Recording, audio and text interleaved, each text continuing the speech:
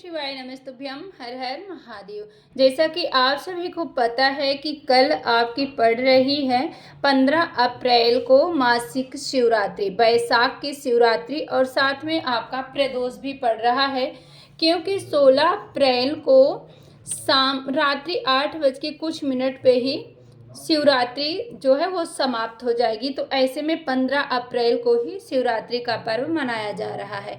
तो आज आप सभी का फिर से स्वागत करते हैं अपने एक नए वीडियो और नए उपाय के साथ। कैसे हैं आप सब? आशा करती हूँ आप सब बहुत ही अच्छे और स्वस्थ होंगे। तो आप देख रहे हैं कि हमारे हाथ में चावल है और एक दूर्बा है। जैसा कि पूजनीय पंडित जी द्वारा बताया गया बहुत ही अचूक और सरल सा उपाय हम आपको बताते हैं। मासिक शिवरात्रि का बहुत ही खास महत्व होता है, लेकिन बैसाख की शिवरात्रि और ही पवित्र और पावन होती है। तो बैसाख की शिवरात्रि के दिन आप यह उपाय जरूर करें। वैसे तो आप इस दूर्वा और चावल का उपाय किसी भी शिवरात्रि को कर सकते हैं, चाहे वो किसी भी महीने की हो, बैसाख हो, ज्येष्ठ हो या कोई भी महीना हो। आप कोई भी शिवरात्रि छोड़िएगा नहीं, इस उपाय को जरूर करिएगा। यह उपाय इतना अचूक सा है, आप किसी भी कामना की पूर्ति के लिए कर सकते हैं। तो यहाँ पे जैसा कि आप देख रहे हैं इतना चावल हमने लिया है, तो इतने चावल का आपको प्रयोग नहीं करना है। मात्र आपको लेनी है कितनी दूर्वा, तो दूर्वा भी हमने यहाँ पे ज़्यादा ही लिया है, मात्र एक दूर्वा आपको लेनी है, इससे ज़्यादा नहीं लेना है। एक दूर्वा इस तरह से रखिएगा अपने सीधे हाथ में, और आपको लेना है एक चावल का दाना। तो हमारा ये उल्टा हाथ था, तो इस तरह से हम इसको सीधे हाथ में रखेंगे। तो ये हमारा है एक चावल का दाना और एक दूर्वा। आप इसे अपने साथ लेके जाएं भगवान शंकर जी के मंदिर में, और एक लोटा जल लेके जाए। प्रदोष काल में कर रहे हैं तो मात्र एक चावल का दाना, एक दूर्वा आप अपनी कामना करते हुए शिवलिंग पे समर्पित कर दीजिएगा। जल चढ़ाने की भी आवश्यकता नहीं है। प्रदोष काल में जब करें तो इसे आप समर्पित कर दें। उसके बाद एक घी का दीप जला दें, क्योंकि प्रदोष काल में दीप का बहुत ही विशेष महत्व होता है। जो भी मासिक शिवरात्रि हो, प्रदोष हो या किसी विशेष तिथि पे दीपदान करते हैं, उनके घर में अस्थायी रूप से माता लक्ष्मी वास करती हैं।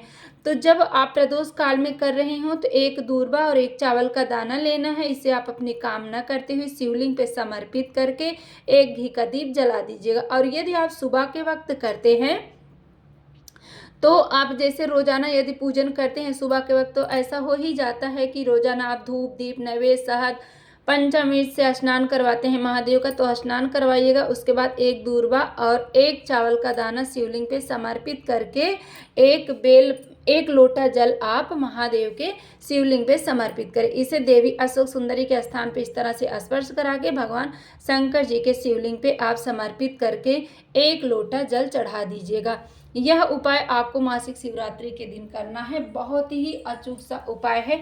जो भी इस उपाय को करते हैं उनकी सभी मनोकामना पूरी होती है। उनके घर में माँ लक्ष्मी का आशीर्वाद सदैव बना रहता है। घर में सुख शांति समृद्धि होती है।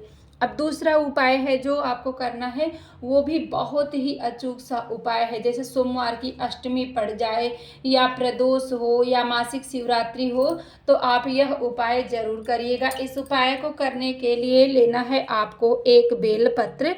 इस तरह से आप एक बेलपत्र ले लीजिएगा और बेलपत्र के ऊपर आपको एक बिंदी लगा देनी है।